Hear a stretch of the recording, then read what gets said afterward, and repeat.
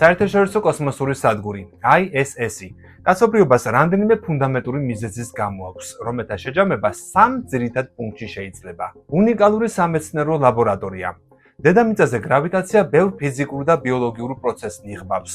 ISS-ზე არსებული მიკროგრავიტაცია მეცნიერებს საშუალებას აძლევს შეისწავლონ ისეთი მოვლენები, რომელთა გამოკვლევა დედამიწის პირობებში შეუძლებელია. ეს კვლევები გვეხმარება მედიცინაში, მასალათმცოდნეობასა და ტექნოლოგიებში. მეორე საკითხია მზადება შორეულ კოსმოსში მოგზაურობისა და დასახლებისათვის, ანუ მულტიპლანეტურ ცივილიზაციად გახდომისთვის.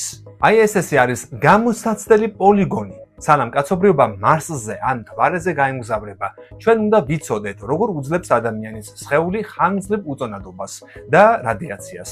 როგორ მუშაობს სიცოცხლის უზრუნველყოფის სისტემები და როგორ შეიძლება წყლისა და ჟანგბადის 100%-იანი გადამუშავება. გლობალური მშვიდობა და თანამშრომლობა ეს არის ისტორიაში ყველაზე დიდი პოლიტიკური და საინჟინრო პროექტი. სადგური ამტკიცებს, რომ ქვეყნებს, რომლებსაც დედამიწაზე შესაძლოა რთული პოლიტიკური ურთიერთობები ჰქონდეთ, შეუძლიათ ერთად იმუშაონ საერთო, კეთილშობილური მიზნისთვის. მოკლედ რომ ვთქვათ, ISS-ი არის ჩვენი ხიდი კოსმოსისკენ და ადგილი, სადაც ვსწავლობთ დედამიწაზე ცხოვრების გაუმჯობესებას.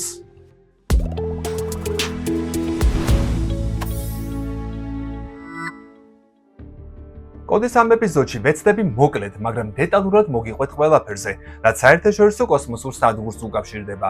მისი ისტორია, ტექნიკური მხარეები, ასტრონავტების მუშაობა სადგურსა და ღია კოსმოსში, სამეცნიერო ექსპერიმენტები უწონადობაში, როგორ ცხოვრობენ და მუშაობენ სხვადასხვა ქვეყნის ასტრონავტები ერთად ამ საოცარ ტექნოლოგიურ ქმნილებაზე. მოკლედ, ნამდვილად გვირდებით, რომ წინ საინტერესო სანახაობა და მოგზაურობა გელოდებათ საერთაშორისო კოსმოსურ სადგურზე.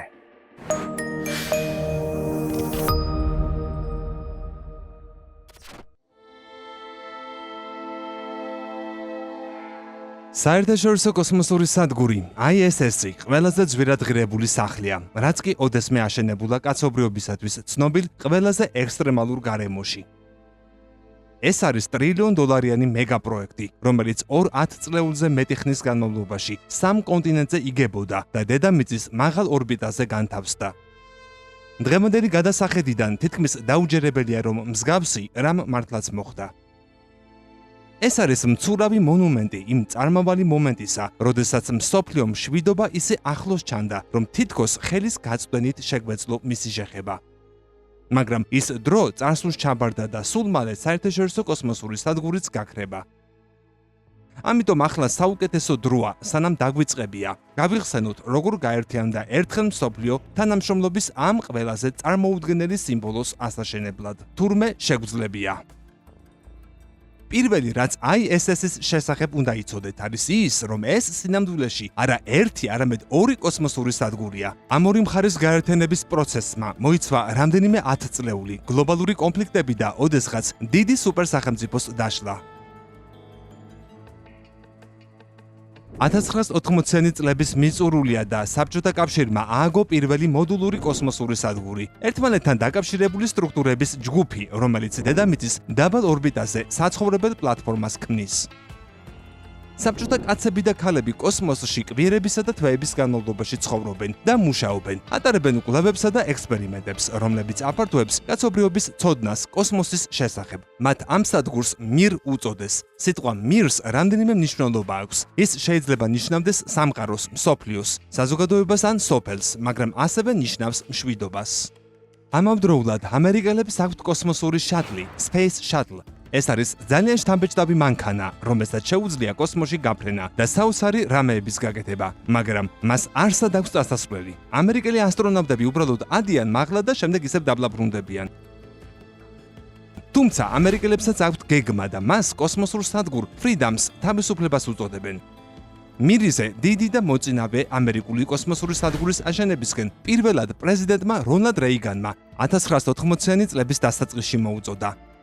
Freedom's მშენებლობა რეიგანის ვადის დასრულებამდე 1989 წლისთვის უკვე აქტიურ ფაზაში უნდა ყოფილიყო, მაგრამ 10 წლეულის მიწურულს პროგრესი თითქმის ნულოვანი იყო. პარალელურად თანამედროვე ისტორიის ერთ-ერთი ყველაზე მნიშვნელოვანი მოვლენა ხდებოდა ბერლინის კედლის დაცემა და საბჭოთა კავშირის დასასრულის დასაწყისი.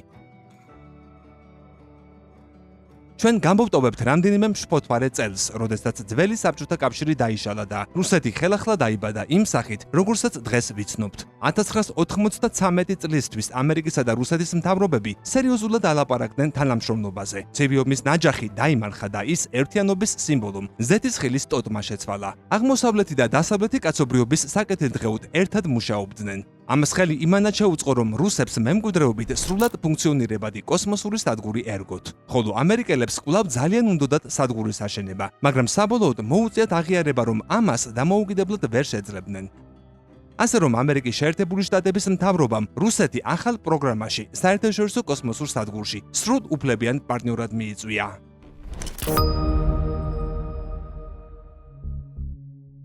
პირველი ნაბიჯი მირიზე ამერიკელთა დაშვება იყო. 1995 წელს კოსმოსური შატლი პირველად მიუერთდა რუსულ სადგურს. ასტრონავტები და კოსმონავტები ერთად მუშაობდნენ სამეცნიერო და სამედიცინო კვლევებზე, რაც მშვიდობისა და ერთიანობის სიმბოლო გახდა.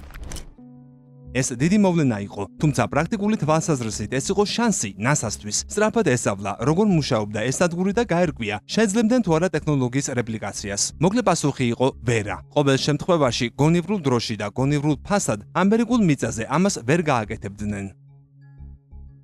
მეორე მხრივ, რუსები უკვე გეგმავდნენ მირი 2-ს.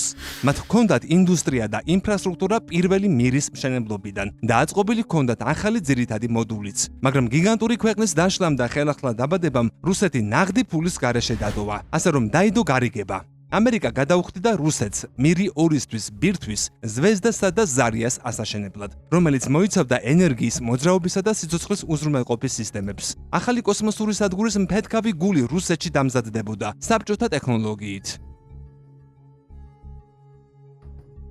აქ მნიშვნელოვანია რუსულსა და საბჭოთა ტექნოლოგიას შორის განსხვავების ხაზგასმა, რადგან საბჭოთა კოსმოსური პროგრამის დიდი ნაწილი ეთნიკური უკრაინელებისა და სხვა მცირე ერების მიერ იყო შექმნილი. როდესაც 90-იან წლებში საზღვრები შეიცვალა, რუსეთს ამ საბჭოთა რესურსებზე წვდომა შეუმცირდა. ამდენად ISS-ის ნახევარი შესაძლოა ყველაზე მნიშვნელოვანი ნახევარი თავდაპირველად რუსეთის მიერ კონტროლდებოდა. თუმცა ამერიკის შეერთებული შტატების საკუთრებაში იყო, ხოლო მეორე ნახევარი NASA-სა და მისი პარტნიორების კოლექტიური ძალისხმევა იყო. ამერიკა ააშენებდა ორ ძირითად მოდულს, Unity-სა და Destiny-ს. ხოლო ევროპული და იაპონური სააგენტოების საკუთარ კვლევით ლაბორატორიებს კოლუმბუსსა და კიბოს დაამატებდნენ. კანადელებმა კი რობოტი ხელი ააგეს. ზვეზდა რუსულად ვარსკვლავს ნიშნავს, ის სხვებზე ბევრად ადრე აშენდა. სინამდვილეში ეს იყო მოდული, რომელიც მირი 2-ისთვის შეიქმნა და რუსეთს საბჭოთა წინამორბედებისგან ერგო. ზვეზდაზე მუშაობა მოსკოვში, ხრუნიჩევის საკონსტრუქტორო ბიუროში ჯერ კიდევ 1984 წელს დაიწყო და 1986 წლისთვის თითქმის დასრულებული იყო. ამის შემდეგ მოდული საწყობში მოათავსეს, სადაც მან 14 წელი დაჰყო, სანამ ISS-ისთვის დასჭირდებოდათ. ზვეზდა სადგურზე ორ მნიშვნელოვან ფუნქციას ასრულებს. პირველი, სიცოცხლის უზრუნველყოფა, არეგულირებს ტემპერატურას, წნევას და ტენიანობას. ასევე წარმოქმნის ჟანგბადს გადამუშავებული წყლისგან. მეორე, მოძრაობა. ეს კრიტიკულ როლს ასრულებს ორბიტისა და ორიენტაციის შენარჩუნებაში. მას აქვს ორი ძრავა ორბიტის კორექტირებისთვის, რათა ISS-ი დედამიწის მიზიდულობის გამო დაბლა არ ჩამოვარდეს და 32 მცირე ძრავა ზუსტი პოზიციონირებისთვის.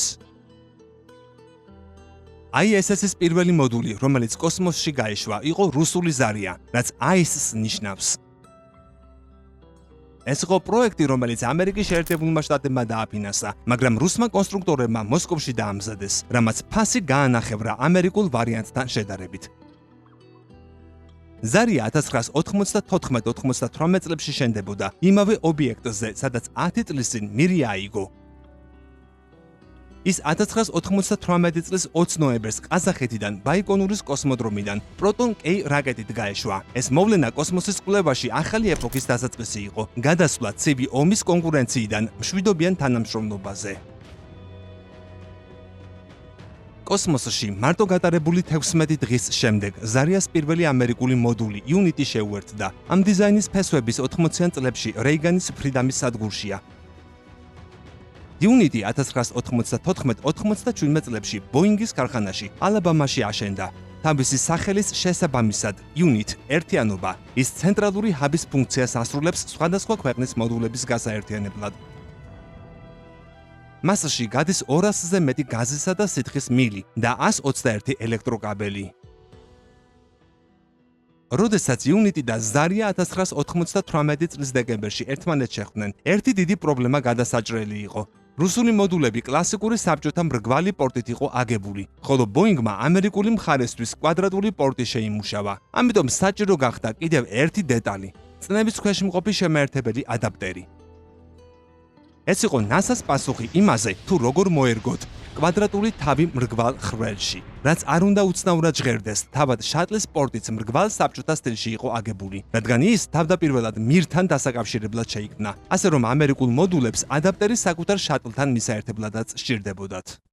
იუნიტი შატლ ენდევორით გაუშვეს. ორბიტაზე შატლის რობოტულმა ხელმა კანად arm დაიჭირა ზარია და იუნიტს მიუერთა. ამის შემდეგ ასტრონავტებმა ღია კოსმოსში გასვლით ორი მოდული ერთმანეთთან სრულად დააკავშირეს. თუმცა სადგური საცხოვრებლად ჯერ კიდევ არ იყო მზად. ამიტომ ეკიპაჟი შინ დაბრუნდა. კიდევ თითქმის 2 წელი გავიდა, სანამ 2000 წლის ივლისში ზვეზდა ჩავიდოდა და ISS-ის პირველი ფაზა დასრულდებოდა. რუსული ბირთვი საკუთარი რაკეტით გაუშვეს, რომელსაც Pizza Hut-ის რეკლამა ჰქონდა დატანილი. კომპანია $1,000,000 გადაიხადა ამისთვის, რაც რუსული კოსმოსური ხომალდების წარმოებას მოხმარდა. ზვეზდამ ავტონომიურად მოახერხა ზარიასთან დაკავშირება. სისტემების გამართვის შემდეგ 2000 წლის 31 ოქტომბერს სადგურმა პირველი ეკიპაჟი 1 ამერიკელი და 2 რუსი მიიღო. 2001 წლის თებერვალში მათ შატლი ატლანტისი შეუერთდა, რომელმაც მეორე ამერიკული მოდული Destiny მიიტანა. ამან სადგურს პირველად შესძინა სამეცნიერო და კვლევითი შესაძლებლობები. ის $1.4 მილიარდი დაჯდა. Destiny-ს ჩასვლამ გარდატეხა მოახდინა მართვაშიც. სადგურზე კონტროლი ოფიციალურად გადავიდა რუსეთიდან ამერიკის შეერთებული შტატების მართვის ცენტრში. შემდეგი მნიშვნელოვანი კომპონენტი იყო კანად arm 2, ტიტანისა და ნახშირბადის ბოჭკოსგან დამზადებული 7 სახსრიანი რობოტი ხელი. მან უდიდესი როლი ითამაშა სადგურის გიგანტური კარკასისა და მზის პანელების აწყობაში 2002-2007 წლებში. ამას მოჰყვა ევროპული მოდული კოლუმბუსი 2008 წელს და ყველაზე დიდი მოდული იაპონური კიბო, რომლის სახელიც იმედს ნიშნავს. კიბო იმდენად დიდი იყო, რომ მისი ორბიტაზე ატანა 3 სხვადასხვა მისიაზე გაიყო.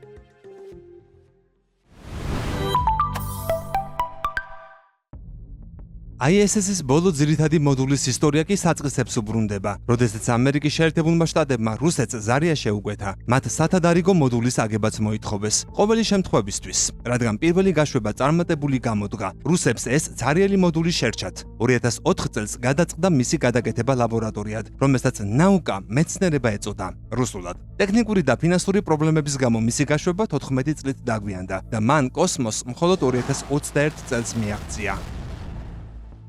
ახლა კი თითქმის დასრულებისთანავე უკვე ISS-ის მისიის დასრულებაზე საუბრობენ. ილონ მასკს მისი რაც შეიძლება მალე განადგურება სურს. NASA პენსიაზე გაშვებას 2030 წლისთვის გეგმავს. თელ სტრუქტურას ატმოსფეროში ჩამოაგდებენ დასაწვავად, ხოლო ნარჩენები ოკეანეში ჩაიძირება. ამავდროულად სხვა ქვეყნებს საკუთარი სეგმენტების შენარჩუნება და მათი დამოუკიდებელ პლატფორმებად ქცება სურთ. ბევრისთვის ISS-ის დასასრული უფრო მეტია, ვიდრე უბრალოდ ფიზიკური სტრუქტურის დაშლა. დიახ, ეს იყო თანამედროვეობის საინჟინრო საოცრება. მაგრამ სადგურის მიღმა არსებული ფილოსოფია კიდევ უფრო მნიშვნელოვანი იყო მსოფლიოსთვის. გზავნილები, რომლებიც ამ სტრუქტურამ კოსმოსში წაიღო, მშვიდობა, იმედი, ერთიანობა. თუ ჩვენ ამ ოცნებას ISS-თან ერთად ცეცხლში დავწვავთ, მაშინ მსოფლიო ბევრად მეტს დაკარგავს, ვიდრე უბრალოდ კოსმოსურ სადგურს.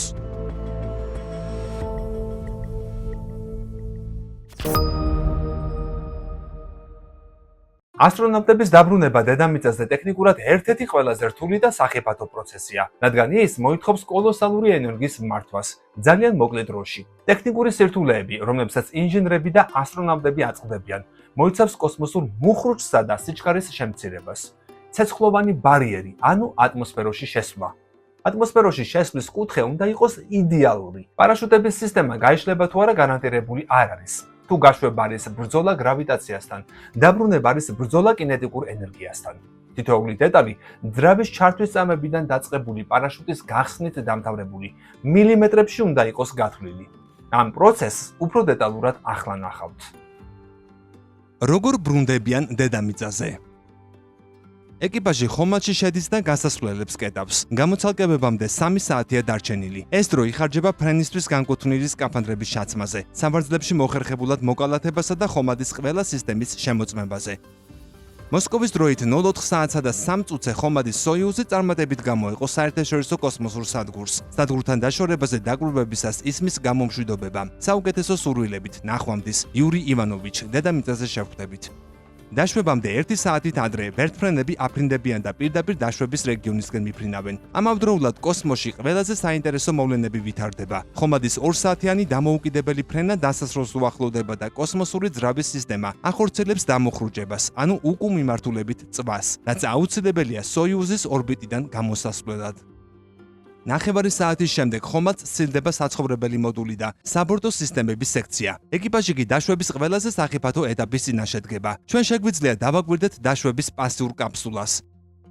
ეკიპაჟის წევრები გრძნობენ ხანგრძლივ აჩქარებას, რომელიც 4G-ს აღწევს. თუ კაფსულას თავისუფალი ვარნის ტრაექტორი ექნება, ეს დონე შეიძლება კიდევ უფრო მაღალი იყოს. კაფსულას გარს ერტყმის პლაზმის შრე, რომლის ტემპერატურა 2000 გრადუს ცელსიუსამდე იზრდება. ეს იწვევს რადიოკავშირის გაწყვეტას. ამ დროს შეიძლება ილუმინატორიდან გადაშლილი ბრწყინვალე ხედით ტკბობა. რამდენიმე წუთის განმავლობაში დაშვების პროცესში მყოფი კაფსულა ელვის ისრაფით უახლოვდება დედამიწის ზედაპირს. ატმოსფეროში დამოხრუჭების შემდეგ იხსნება პარაშუტები, ჯერ დამხმარე, შემდეგ კი მთავარი. აქედან იწყება დაშვების მშვიდი ფაზა. ამ მომენტში ყველაფერი უკვე კონტროლის ქვეშაა.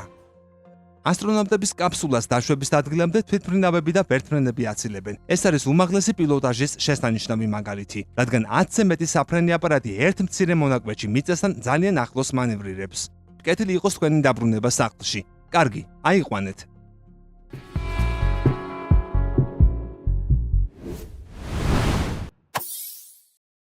ცნობილი ქალი ასტრონავტი სანი უილიამსი ძალიან გახსნილია საზოგადოებისათვის და ის ხშირად უყვებოდა მსოფლიოს მოსახლეობას თუ რა ხდება სადგურზე და როგორ ცხოვრობენ ასტრონავტები.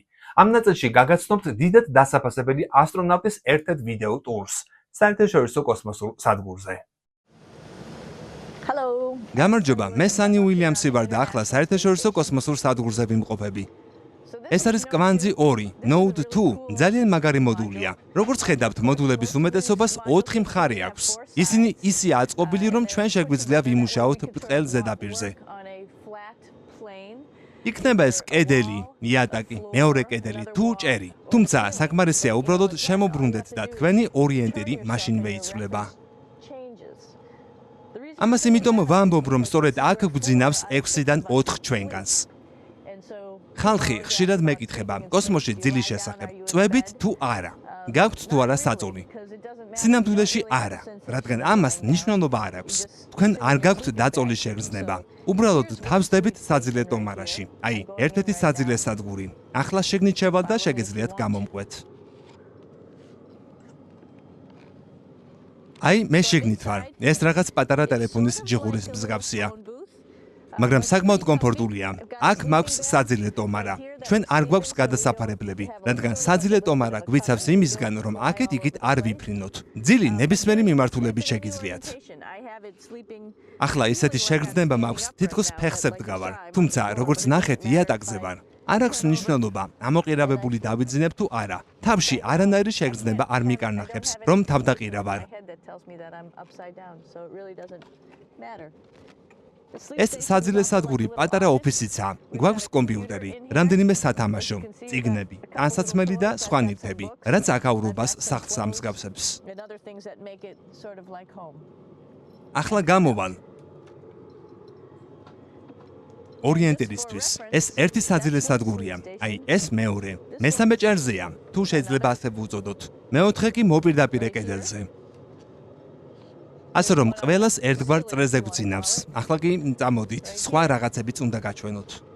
ვიცი რომ ბევრი კითხვა გაქვთ იმის შესახებ, თუ როგორ ვიყენებთ ტუალეტს და როგორ ვცხოვრობთ კოსმოსში ისე, როგორც სახლში. უკვე ვახსენე დილით გაღვიძება, კბილების გახეხვა და პირის დაბანა. როგორ ხდება ეს?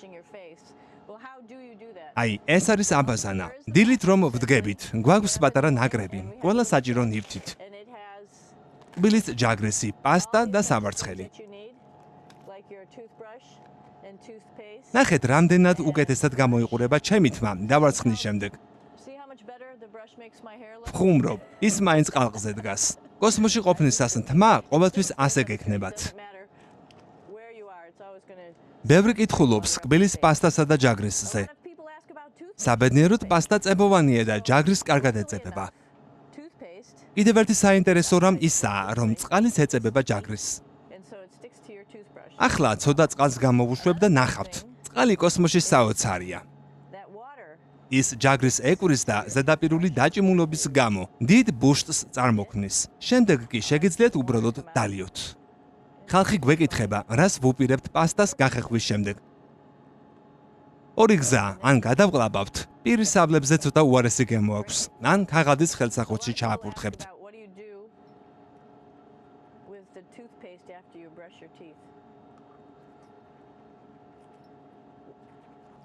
გადაყლაბვას სახლში ნამდვილად არ გირჩევთ. მე აქ მხოლოდ 4 თვით ვარ, ასე რომ არ აუშავს, არ მომკლავს. კოსმოსში ცხოვრებისას ერთ-ერთი ყველაზე აქტუალური კითხვა ტუალეტს ეხება. მოდით შევხედოთ ამ შედევრს. აი, ჩვენს სამეფო ტახტთან ვართ. გარედან პატარა მთვარე ახადია. ეს ჩვენი ორბიტალური საფირფარე შუა.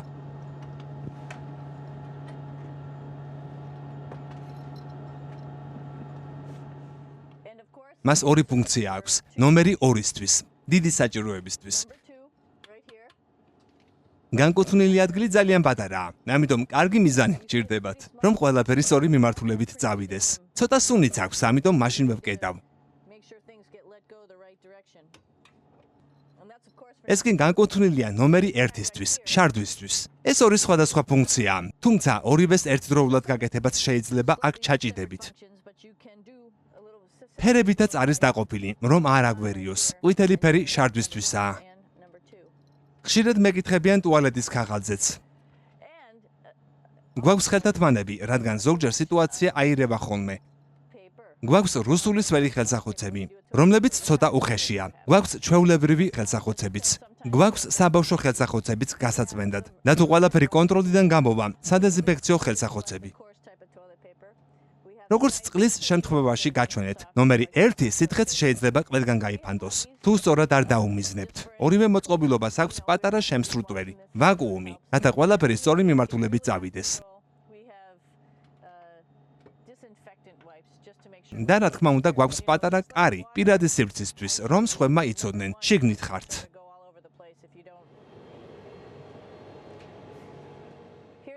სამზარეულო, ეს ძალიან მაგარი ადგილია, როგორც სახლში. აქაც ყველა დილით იკრიბება, პირის დაბანისა და კბილების გახეხვის შემდეგ. ეს ჩვენი სამზარეულოა. აქ ყველანაირ საკვებს ნახავთ, თითქოს მაცივარს აღებდეთ. სასმელები, ხორცი, კვერცხი, ბოსტნეული, ბულღულეული, პური, სასუსნავები. აი აქ კანფეტებია, აქ გარნირები, აქვეა ენერგეტიკული ბატონებიც. საკვების ნაწილი დეჰიდრირებულია, გამომშრალია, ამიტომ წყლით უნდა შევავსოთ. ნაწილი კი გამზადებულია და მხოლოდ გათბობა სჭირდება. მაგალითად ახლა ამოვიღე ბარბეკიუს საქონლის ხორცი, ძალიან გემრიელია. აქ არა მხოლოდ ამერიკული, არამედ იაპონური და რუსული საჭმელიცაა. აი ეს წითელი კონტეინერები რუსული საკვებითაა სავსე. ასევე გვაქვს განსაკუთრებული ნივთები, რაც ოჯახის წევრებმა გამოგვიგზავნეს. მე მაგალითად ძალიან მიყვარს ფლავერ ნატერი, ამიტომ გამომიგზავნეს ტკბილის ზეფირის კრემი, რომ მიწისთხილის კარაქთან ერთად ჩემი საყვარელი სენდვიჩი მოვამზადო. მოკლედ აქ საჭმელი ბევრია და პრობლემა არ გვაქვს.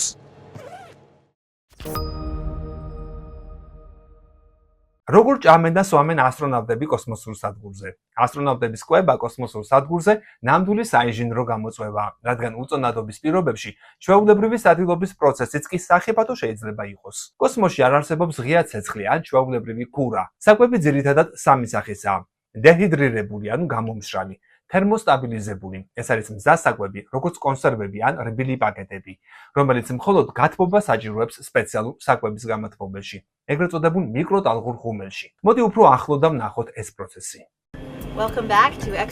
კეთილი იყოს თქვენი მობრძანება 62-ე ექსპედიციაში, საერთაშორისო კოსმოსურ სადგურზე.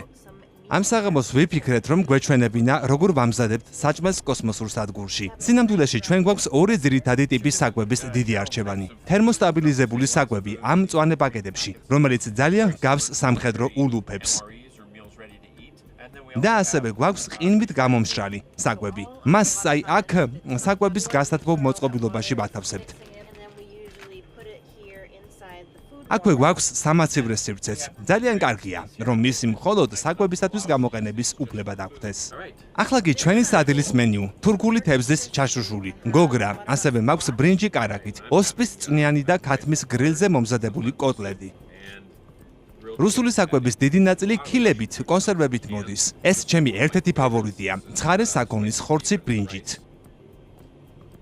აქ ჭამა ბევრად უფრო გასართობია. შეგიძლიათ კობზი ამოატრიალოთ, ან საერთოდ ხელი გაუშვათ და მისგან არაფერი გადმოცვივდება.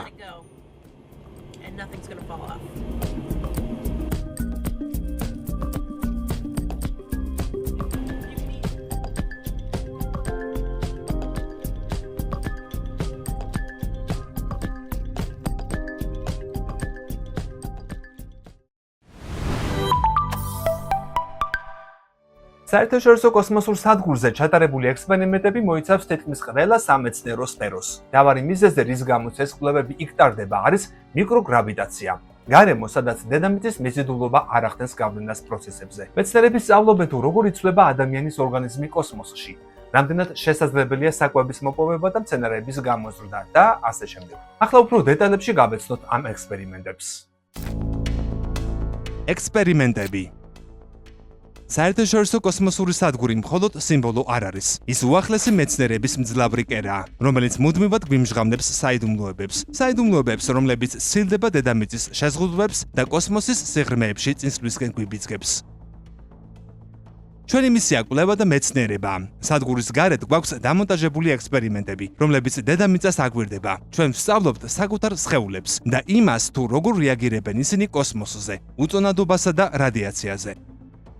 გვეხმარება არა მხოლოდ სამომავლო მისიების განხორციელებაში, არამედ სამედიცინო კვლევებისათვისაც ჩვენს სახლში, დედამიწაზე. ამასთანავე ჩვენ ვსწავლობთ ბევრ სხვადასხვა რამესაც, როგორიცაა მასალები, წვა და სხვა მრავალი, რაც დედამიწაზე ცხოვრების უკეთ გაგებაში გვეხმარება.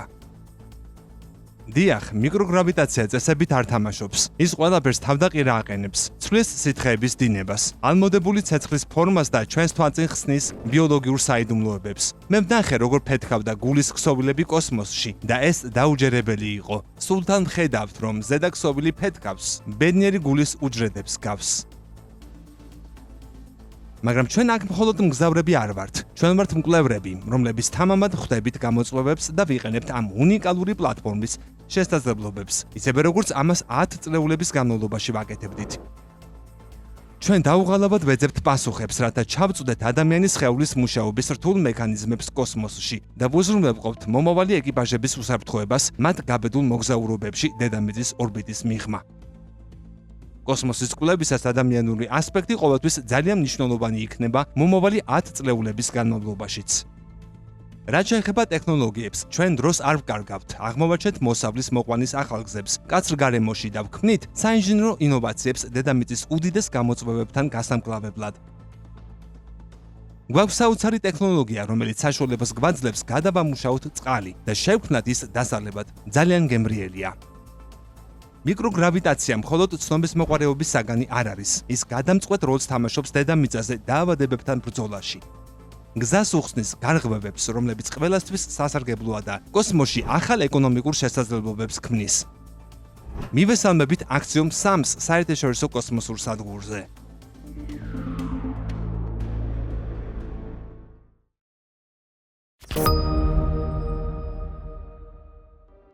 რატომ გადიან ღია კოსმოსში ასტრონავტები კოსმოსური სადგურიდან? ღია კოსმოსში გასვლა, რასაც პროფესიულ ენაზე EVA ეწოდება, extravehicular activity. ასტრონავტებისთვის ერთ-ერთი ყველაზე რთული და საპასუხისმგებლო დავალებაა. ისინი სადგურის დამცავ გარსს მიღმა რამდენიმე ძირითადი მიზეზის გამო გადიან.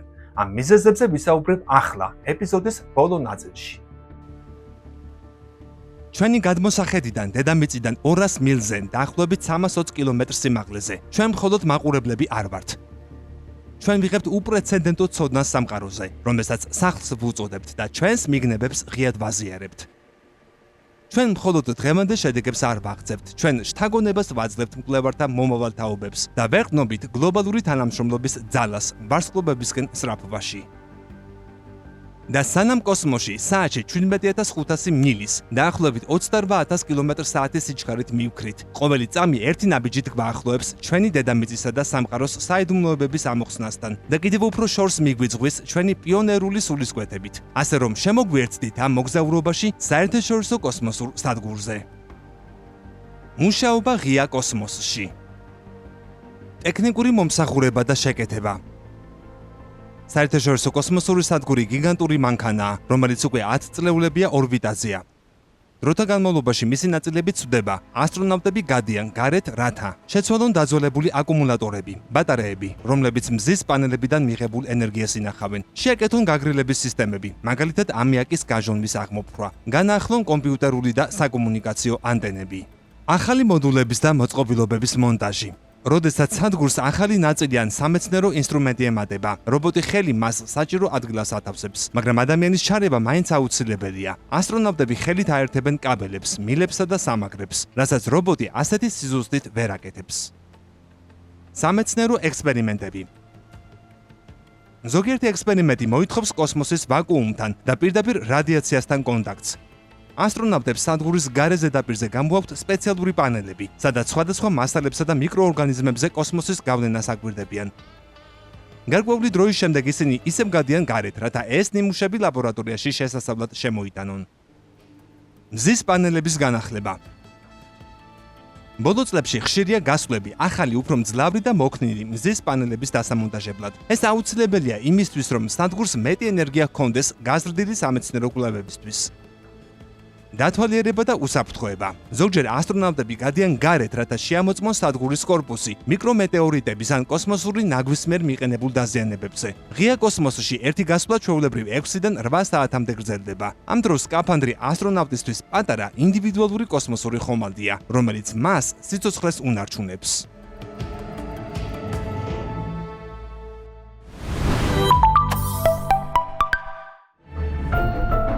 როგორც უკვე ვიცით, საერთაშორისო კოსმოსური სადგურის ერა 2030 წლისთვის უნდა დასრულდეს. მისი მომავალი არა ერთი გიგანტური სადგური, არამედ მრავალფეროვანი და კომერციული იქნება. NASA აღარ ააშენებს საკუთარ სადგურს დედამიწის დაბალ ორბიტაზე. ამის ნაცვლად ის დაქირავებული კლიენტი იქნება კერძო კომპანიების სადგურებზე. ასეთ პროექტებად მოიაზრება Axiom Space-ის, Orbital Reef-ისა და Starlab-ის მომავლის სადგურები. ფაქტობრივად ცალკე იმუშავებს, თუმცა კოლეგებთანაც ითანამშრომლებს ჩინეთის კოსმოსური სადგური ტიანგუნი. დედამიწის ორბიტის გარდა Lunar Gateway, ანუ მთვარის კარიბჭე. ეს არის მომავლის ყველაზე ამბიციური პროექტი. ეს იქნება მცირე სადგური, რომელიც მთვარის ორბიტაზე იმოძრავებს. 2035 წლისთვის ინდოეთის გეგმავს საკუთარი მცირე სადგურის ბასის ორბიტაზე გაყვანას. მოკლედ რომ ვთქვა, მომავალში კოსმოსური სადგურები გახდება უფრო მცირე, უფრო მრავალრიცხოვანი, მეტად კომერციული და რაც მთავარია, ისინი უფრო შორს მთვარისკენ გადაინაცვლებენ. ამ ეპიზოდის საკითხებთან ან სხვა თემებთან დაკავშირებით გამოთქვი შენი მოსაზრება კომენტარის სახით. თანამშრომლობისთვის მოგწერე მეილზე და მთავარი თხოვნა, გამოიწერე კოდის YouTube არხი. იქვე გააქტიურე ზარისხი ლაკიც, რომ არ გამოგჩეს ახალი ვიდეოები. დროებით.